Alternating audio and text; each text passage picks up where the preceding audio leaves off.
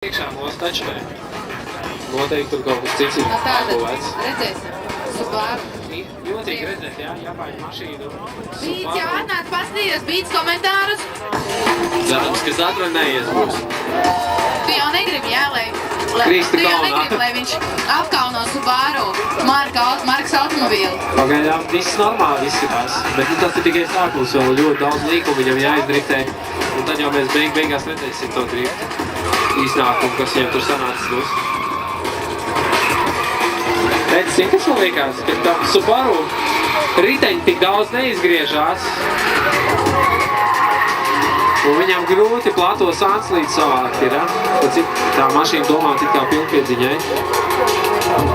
Bet jauda. Jauda ritīgi, jā, kā viņš te pa taisnīt tikko ieti, ne?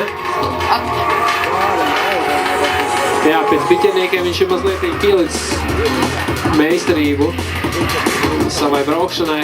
Laikam ir pabraucis treniņas diezgan nopietni. Jo biķerniekos ne pārāk labi viņam sanāca. Tīri atzīstami.